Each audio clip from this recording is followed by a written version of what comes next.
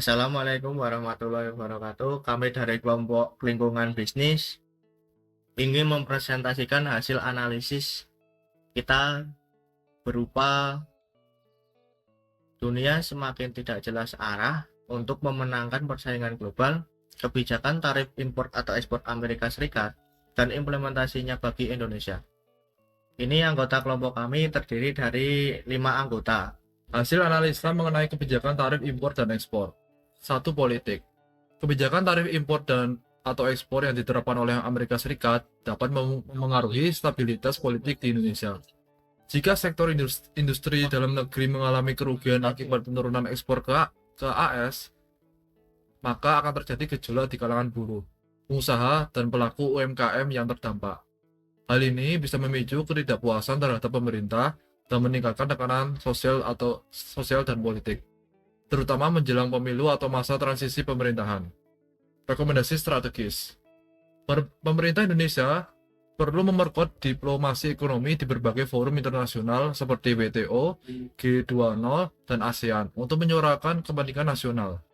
Menjalin perjanjian dagang bilateral baru dengan negara-negara non-tradisional seperti Afrika, Asia Selatan, dan Timur Tengah. Ekonomi.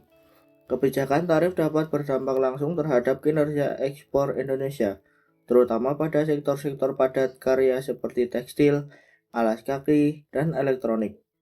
Penurunan ekspor menyebabkan berkurangnya devisa, meningkatnya pengangguran, dan berkurangnya daya beli masyarakat. Dalam jangka panjang, hal ini dapat menghambat pertumbuhan ekonomi nasional. Selanjutnya, rekomendasi. Dorong hilirisasi sumber daya alam, berikan intensif bagi industri, strategis dan UMKM ekspor. Percepat pengembangan ekonomi digital dan infrastruktur. Oke, yang ketiga adalah sosial. Ketika tarif impor AS memukul sektor ekspor Indonesia, dampaknya akan dirasakan oleh para pekerja melalui pemutusan hubungan kerja dan turunnya kesejahteraan keluarga. Hal ini dapat meningkatkan angka kemiskinan dan kesenjangan sosial, serta memperburuk kondisi sosial di daerah-daerah industri yang terdampak.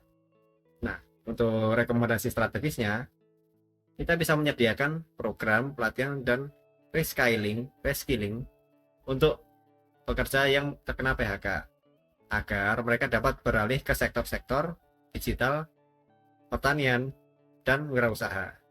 Dan juga kita juga bisa memperluas perlindungan sosial seperti bantuan langsung tunai atau BLT, subsidi pendidikan, dan program jaminan ketenaga kerjaan. Yang selanjutnya yaitu teknologi. Tarif tinggi dari AS dapat memperlambat arus impor komponen dan teknologi canggih yang dibutuhkan oleh industri Indonesia, sehingga menghambat proses produksi dan inovasi. Keterlambatan dalam mengadopsi teknologi juga dapat membuat produk Indonesia kalah saing di pasar internasional. Rekomendasi strategis. 1. Meningkatkan investasi dalam riset dan pengembangan R&D dengan melibatkan universitas, lembaga penelitian, dan sektor swasta. Yang kedua, memberikan insentif fiskal bagi perusahaan yang mengembangkan teknologi lokal atau memproduksi komponen substitusi impor. Yang ketiga, membangun ekosistem teknologi nasional melalui inkubator startup, dana inovasi, dan kerjasama dengan negara-negara mitra teknologi non-AS seperti Jepang, Korea Selatan, dan India. Yang selanjutnya adalah lingkungan.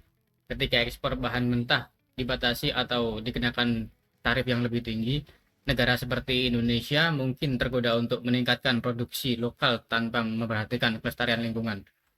Di sisi lain, kebijakan Amerika juga bisa mendorong negara berkembang untuk beralih ke strategi ekonomi yang lebih mandiri dan berkelanjutan. Kemudian ada rekomendasi strategis. Yang pertama adalah mengintegrasikan kebijakan ekonomi dengan prinsip ekonomi hijau seperti penggunaan energi terbarukan, efisiensi sumber daya, dan sirkular ekonomi. Yang kedua adalah memberikan insentif bagi industri yang menerapkan standar lingkungan internasional dan mengurangi jejak karbon. Yang ketiga adalah meningkatkan penegakan hukum lingkungan agar eksploitasi sumber daya tidak merusak ekonomi. Bagian 6, legal atau hukum.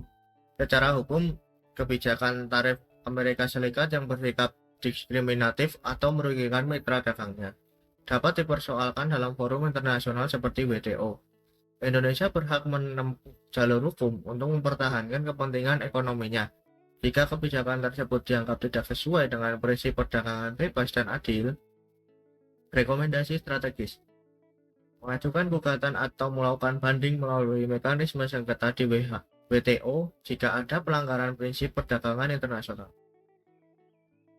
Memperkuat tim hukum perdagangan internasional di bawah Kementerian Perdagangan dan Kementerian Luar Negeri.